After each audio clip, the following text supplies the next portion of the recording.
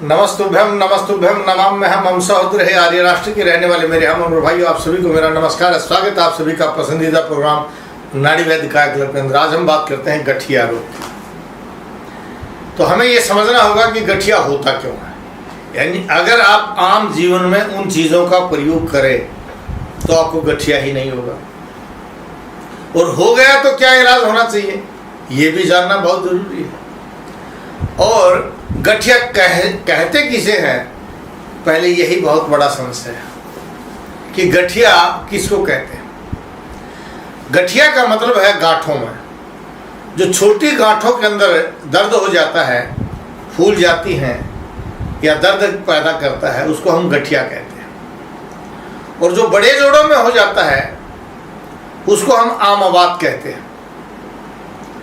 अब आमवात, गठिया, arthritis, ortho arthritis, न जाने कितने नाम एलोपैथी ने दे दिए हैं, लेकिन आयुर्वेद तो एक ही बताता है कि ये आपको गठिया, चाहे वो बड़े जोड़ों का हो या छोटे जोड़ों का हो या मसल्स का हो या फिर आपके हार्ट का गठिया हो, यानी वायु की अधिकता के साथ साथ अगर कच्चा रस या कच्चा रक्त कहीं इकट्ठा हो जाता है तो उसका नाम है शरीर में दर्द होना, जिसको आयुर्वेद शास्त्र में आमवात कहा गया है। यानी आमवात यानी डाइजेशन सिस्टम कमजोर होने से जब शरीर के अंदर कच्चा रस बन जाता है या कच्चा रक्त बन जाता है, वह रक्त वायु के साथ अगर रस धातुओं में चला जाता है तो हमारी मसल्स में दर्द होता है, हड्डियों में दर्द होता है। रक्त धातु में चला जाता है तो हड्डियों का, आपके हार्ट का गठिया बोल देते हैं। और यही अगर जोड़ों में चला जाता है, अस्थि संधियों में चला जाता है, तो जोड़ों में जाकर के जो जोड़ों का दर्द बना देता है, गठिया बना देता है या रांगड़ बाय बना देता है। ये सब कच्चे रस के साथ या कच्चे रक्त के साथ वायु मिलकर जहाँ भी चली जाती है, अगर ये एक नस में आ जाती है इसको रांगड़ बाय बोलते हैं, अगर ये गर्दन में आ जाती है सर्वाइकल बोलते हैं, सिर में आ जाती है तो वाइग्रेन बोलते हैं, जोड़ में आ जाते हैं तो इसको गठिया बोल देते हैं। इस तरह से अगर कच्चा रस ही ना बने तो हमें क्या करना चाहिए। अब कच्चा रस ना बने तो पहली बात तो आपको अपनी डाइजेशन पावर को बढ़ाना चाहिए। और डाइजेशन पावर कैसे बढ़ेगी, दो तरीके हैं इसके। या तो आप समय पर भोजन कीजिए और थोड़ी मात्रा में भोजन कर लीजिए, आपको कच्चा रस ही नहीं बनेगा। या फिर आप एक्सरसाइज कीजिए, जब आप खूब एक्सरसाइज करेंगे तो आपको कच्चा रस बन ही नहीं सकता। तो ये दो चीज़ें अगर आप अपने जीवन में धारण कर लेते हैं कि रोजाना 5 मिनट अवश्य ही शरीर में एक्सरसाइज करनी है, आपने तेज तेज चलना है, दौड़ना है या ऊपर सीढ़ियों पर चढ़ना है, लंबे सांस लेने 5 मिनट लगा दीजिए और समय पर भोजन कर लीजिए। और भोजन के बीच में पानी पी लीजिए। मुहुर्मुहुः वारं वारं वा जिह्वां प्रक्षालनं कृत्वा भोजन करिता, बार बार जिह्वा को धोते हुए, मुख को साफ करते हुए, घूंट घूंट करके जब भोजन का प्रयोग किया जाता है, पानी का प्रयोग किया जाता है, तो वहाँ भी गठिया नहीं बनता। क्योंकि जब आप गाढ़ा या सूखा अन्न अंदर लेकर के जाते हैं, भोजन उसको एब्जॉर्ब नहीं कर पाता, इंटेस्टाइन उसको एब्जॉर्ब नहीं कर पाती और वो नहीं जा पाता है, इसलिए कच्चा रस बन जाता है, वो गैस पैदा करने लग जाता है, जो वायु के साथ मिलकर के आपके शरीर को दूषित कर देता है और शरीर में रोग को पैदा कर देता है। तो बड़ा आसान सा तरीका मैंने आपको बताया, उसका प्रयोग कर लीजिए। अब बन गया तो हमें क्या करना चाहिए। देखिए, अगर आपको गठिया हो गया तो 1/4 चम्मच हल्दी ले लीजिए और उसको रात को भिगो दीजिए, सुबह उठ करके चबा करके भोजन करने के पश्चात खा लीजिए। 1-1.5 घंटे पश्चात सुबह और शाम दोनों टाइम कर लीजिए। अगर आपकी कफत प्रकृति है तो यह मेथी जो है बहुत अच्छी है।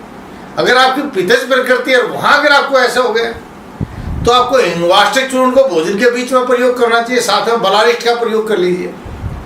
बलारिष्ट के साथ अगर महायोगराज गूगल ले लेते हैं, बहुत अच्छा काम करती है। और नहीं तो रात के समय, रोजाना सोते समय आप बेसन के हलवे में थोड़ी सी अजवाइन डाल करके उस अजवाइन के बेसन के हलवे को खा लीजिए। रात को खाते समय आप रोटी खाते हैं, चपाती बनाते हैं, सब्जी बनाते हैं, उसमें अजवाइन का छोंक डाल लीजिए।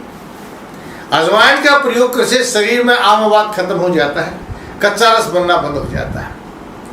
और लहसुन अगर आप प्रयोग करते हैं, वात रोगी अगर आप जाता है तो वात रोगी आदमी रात के समय सोते समय लहसुन की चटनी का प्रयोग करें, तो वहाँ भी आपका आमा दूर होता रहेगा। लेकिन हर इलाज के साथ, भोजन के साथ, स्नेहम मधुरम आहारम अमृत तुल्यम वर्तते, भोजन में घी और मीठा जरूर होना चाहिए। अगर आपके भोजन में घी नहीं है और मीठा नहीं है, क्योंकि मीठा डाइजेशन पावर देता है, मीठा शरीर के अंदर इंसुलिन बनाता है, लेकिन कब खाना चाहिए? भोजन के पहले शुरुआत में आपको मीठे से करनी चाहिए और भोजन के साथ घी मिला करके उसका प्रयोग कर लेना चाहिए। जब भोजन के साथ घी का अच्छा प्रयोग करेंगे तो अच्छे से मल द्वारा या मूत्र मार्ग के द्वारा आपका मल बाहर निकल जाएगा, और जब मल बाहर निकल जाएगा तो अंदर मल रुकेगा नहीं तो आम नहीं बनेगा तो गैस के साथ मिलेगा नहीं, वायु के साथ उसका मिश्रण ही नहीं होगा। तो क्योंकि शरीर कहता है पित्त पंगु कप पंगु मलधात्ता वायु ना यत्र नियंते तत्र गच्छन्ति मेघवत है, यानी पित्त भी लंगड़ा है, कप भी लंगड़ा है, लेकिन वायु उसको जहाँ चाहते हैं विकृत वायु वहीं लेकर के चली जाती है। आप वायु को मत बनने दीजिए, आप पतले भोजन का प्रयोग कीजिए, डाइल्यूट का प्रयोग कीजिए। इस तरह की आप जानकारी, घरेलू जानकारी, जिसको आपको कभी दवाई की जरूरत ही नहीं पड़ेगी, आप रोगी ही नहीं होंगे, इन वीडियोस को सुना करो।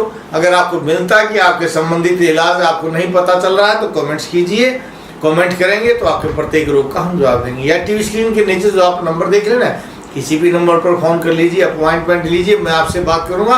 आपके रोग का सही कारण जानकर के आपको घर बैठे दवाई आ जाएगी, आप उसका प्रयोग कीजिए। नहीं तो उस डाले में आकर नाड़ी दिखाइए, नाड़ी देखकर हम आपके रोग का सही कारण जान करके आपको सदा के लिए रोग से मुक्त कर देंगे। गठिया कोई ऐसी भयंकर बीमारी नहीं है।